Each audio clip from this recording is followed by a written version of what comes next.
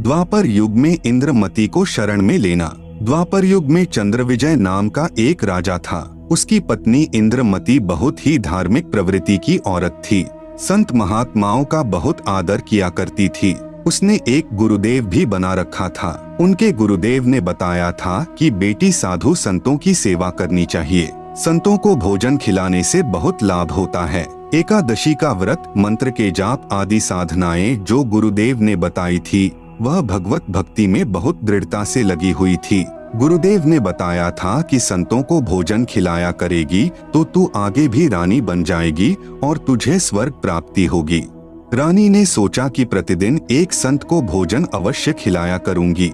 उसने यह प्रतिज्ञा मन में ठान ली कि मैं खाना बाद में खाया करूंगी, पहले संत को खिलाया करूंगी। इससे मुझे याद बनी रहेगी, कहीं मुझे भूल न पड़ जाए। रानी प्रतिदिन पहले एक संत को भोजन खिलाती, फिर स्वयं खाती। वर्षों तक ये क्रम चलता रहा। एक समय हरिद्वार में कुंभ के मेले का संयोग हुआ।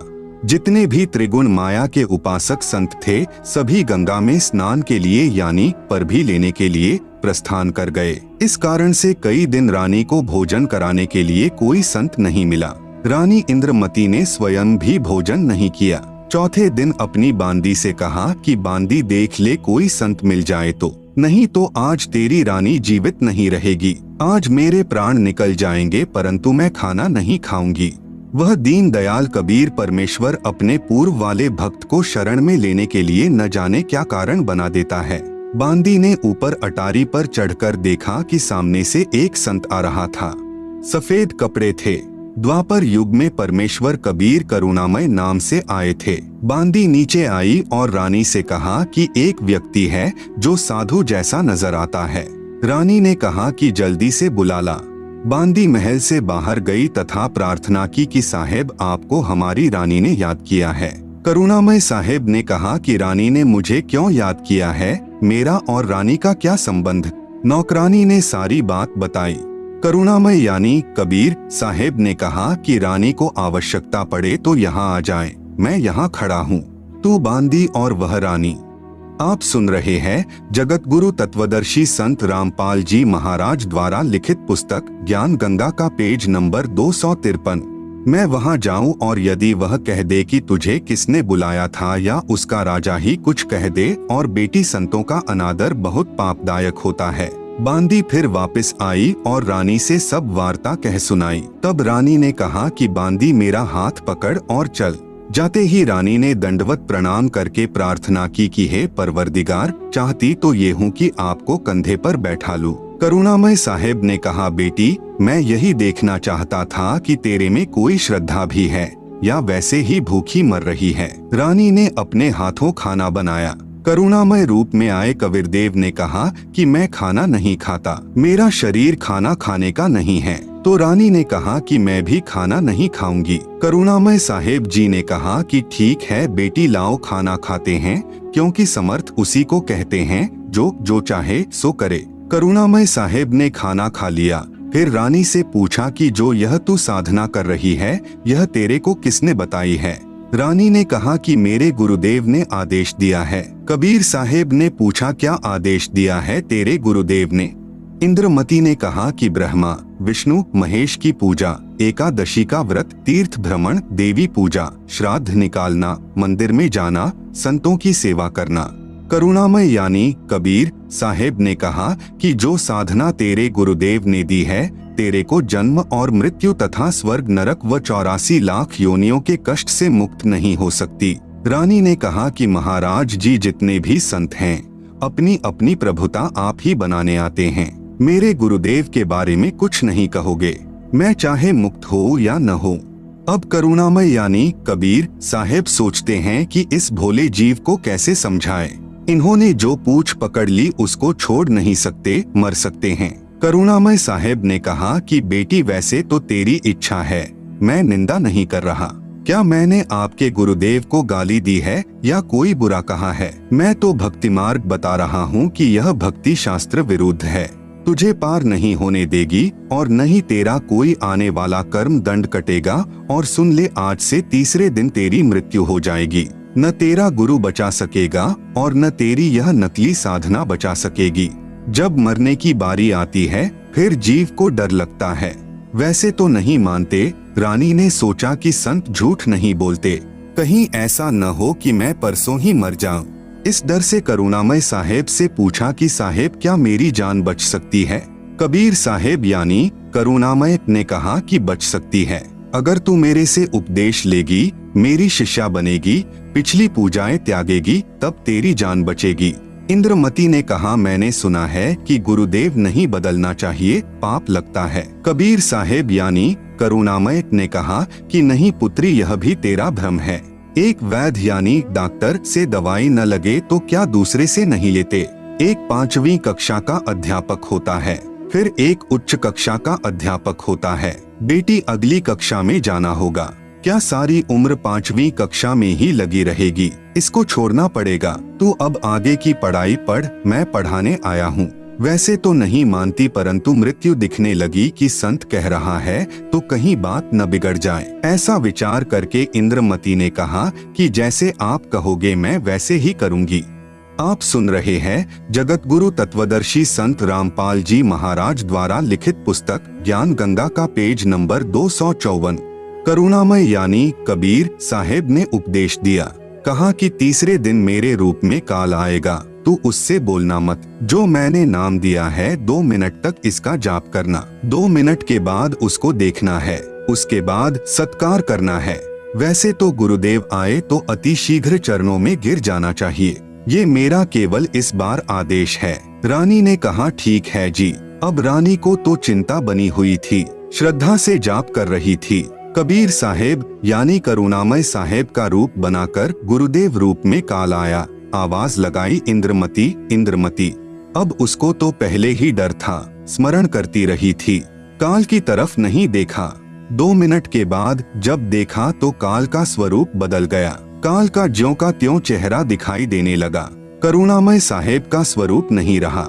जब काल ने देखा कि तेरा तो स्वरूप बदल गया, वह जान गया कि इसके पास कोई शक्ति युक्त मंत्र है। यह कहकर चला गया कि तुझे फिर देखूंगा, अब तो बच गई। रानी बहुत खुश हुई, फूली नहीं समाई। कभी अपनी बांदियों को कहने लगी कि मेरी मृत्यु होनी थी, मेरे गुरुदेव ने मुझे बचा दिया। राजा के पास गई तथा कहा कि आज मेरी मृत्यु होनी थी, मेरे गुरुदेव ने रक्षा कर दी, मुझे लेने के लिए काल आया था। राजा ने कहा कि तू ऐसे ही ड्रामे करती रहती है, काल आता तो क्या तुझे छोड़ जाता? ये संत वैसे बहका देते हैं। अब इस बात को वह कैसे माने? खुशी खुशी में रानी लेट गई। कुछ देर के बाद सर्प बनकर काल फिर आया और रानी को डस लिया। जो ही सर्प ने डसा रानी को पता चल गया। रानी जोर से चिल्लाई, मुझे सांप ने डंस लिया। नौकर भागे। देखते ही देखते एक मोरी यानी पानी निकलने का छोटा छिद्र में से वह सर्प निकल गया। अपने गुरुदेव को पुकार कर रानी बेहोश हो गई। करुणामय यानी कबीर साहेब वहां प्रकट हो गए।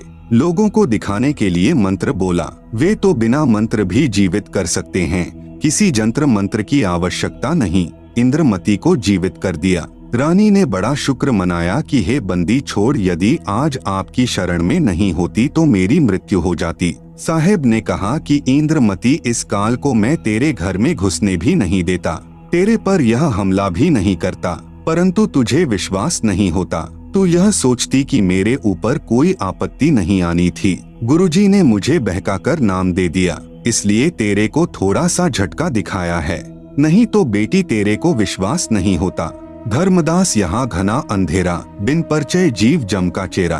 कबीर साहेब यानी करुणामय ने कहा कि अब जब मैं चाहूंगा तब तेरी मृत्यु होगी।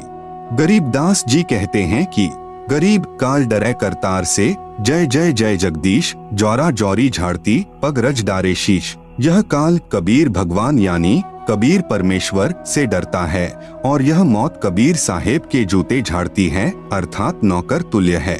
फिर उस धूल को अपने सिर पर लगाती है कि आप जिसको मारने का आदेश दोगे उसके पास जाऊंगी, नहीं मैं नहीं जाऊंगी। आप सुन रहे हैं जगत गुरु तत्वदर्शी संत रामपाल जी महाराज द्वारा लिखित पुस्तक ज्ञान गंगा का पेज नंबर 255। गरीब काल जो पीसे पीसना, जौरा है पनिहार, ये 2 असल मजूर हैं मेरे साहेब के दरबार। यह काल जो यहाँ का 21 ब्रह्मांड का भगवान यानी ब्रह्म है, जो ब्रह्मा विष्णु महेश का पिता है। ये तो मेरे कबीर साहेब का आटा पीसता है, अर्थात पक्का नौकर है, और जौरा यानी मौत मेरे कबीर साहेब का पानी भरती है, अर्थात एक विशेष नौकरानी है। यह 2 असल मजूर मेरे साहेब के दरबार में हैं। कुछ दिनों के बाद साहेब फिर आए। रानी इंद्रमती को सतनाम प्रदान किया। फिर कुछ समय के उपरांत करुणामय साहेब ने रानी इंद्रमती की अति श्रद्धा देखकर सारनाम दिया, शब्द की उपलब्धि करवाई। जब साहेब जाते रहते थे तो इंद्रमती प्रार्थना किया करती थी कि मेरे पति राजा को समझाओ मालिक, यह भी मान जाए, आपके चरणों में आ जाए तो मेरा जीवन सफल हो जाए। चंद्रविजय से कबीर साहेब ने प्रार्थना की कि चंद्रविजय आप भी नाम लो, यह 2 दिन का राज और ठाठ है, फिर 84 लाख योनियों में प्राणी चला जाएगा। चंद्रविजय ने कहा कि भगवान मैं तो नाम लूं नहीं और आपकी शिष्या को मना करूं नहीं, चाहे सारे खजाने को ही दान करो, चाहे किसी प्रकार का सत्संग करवाओ, मैं मना नहीं करूंगा। कबीर साहेब यानी करुणामय ने पूछा आप नाम क्यों नहीं लोगे? चंद्रविजय राजा ने कहा कि मैंने तो बड़े बड़े राजाओं की पार्टियों में जाना पड़ता है। करुणामय यानी कबीर साहेब ने कहा कि पार्टियों में जाने में नाम क्या बाधा करेगा, सभा में जाओ, वहाँ काजू खाओ, दूध पी लो, शरबत यानी जूस पी लो, शराब मत प्रयोग करो, शराब पीना महापाप है। परंतु राजा नहीं माना। रानी की प्रार्थना पर करुणामय यानी कबीर साहेब ने राजा को फिर समझाया कि नाम के बिना ये जीवन ऐसे ही व्यर्थ हो जाएगा, आप नाम ले लो।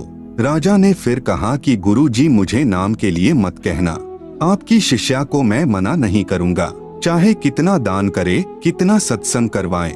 साहेब ने कहा कि बेटी इस 2 दिन के सुख को देखकर इसकी बुद्धि भ्रष्ट हो चुकी है, तू प्रभु के चरणों में लगी रह, अपना आत्म कल्याण करवा। यहाँ कोई किसी का पति नहीं, कोई किसी की पत्नी नहीं, 2 दिन का संबंध है, अपना कर्म बना बेटी। जब इंद्रमती 80 वर्ष की बुढ़िया हो जाती है, कहाँ 40 साल की उम्र में मर जाना था। जब शरीर भी हिलने लगा तब करुणामय साहेब बोले अब बोल इंद्रमती क्या चाहती है, चलना चाहती है सतलोक? इंद्रमती ने कहा कि साहेब तैयार हूँ, बिल्कुल तैयार हूँ दाता।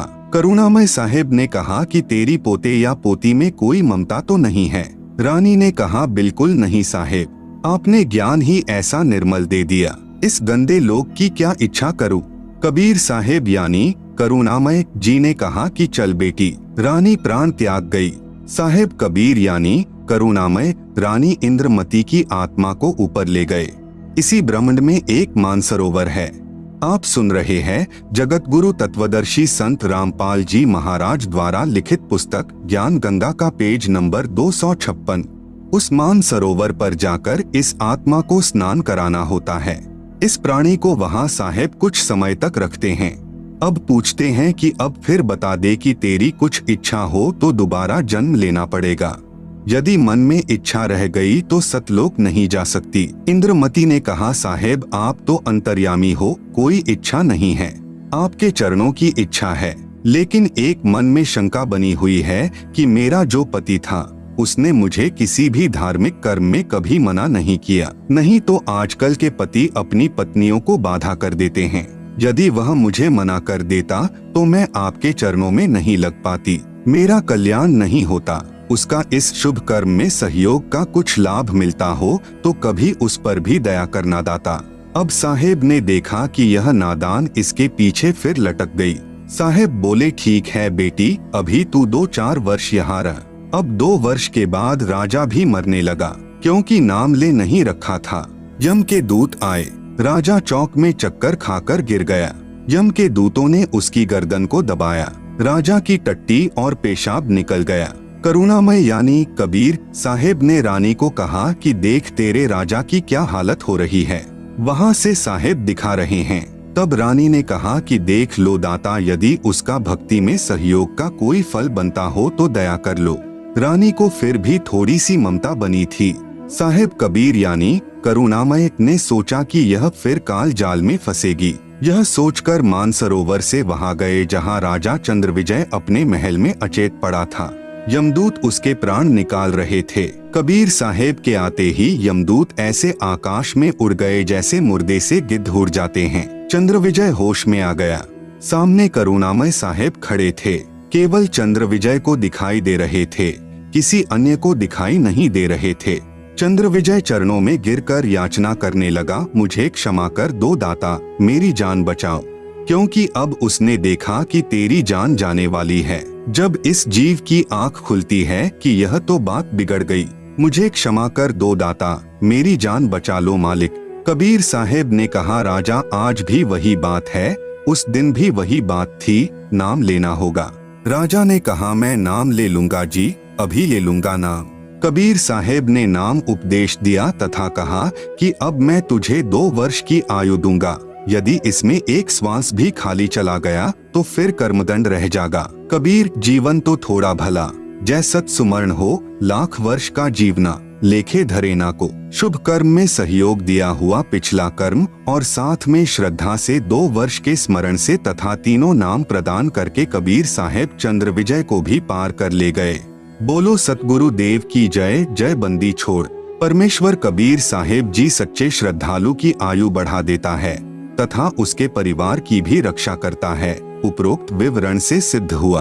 यह प्रमाण बहुत पहले के हैं। वर्तमान में साधारण व्यक्ति विश्वास नहीं करता। वर्तमान में पूज्य कबीर परमेश्वर की शक्ति से मुझ दास के द्वारा हुए कष्ट निवारण तथा आयु वृद्धि के ढेर सारे प्रमाण पढ़े। पुस्तक परमेश्वर का सार संदेश।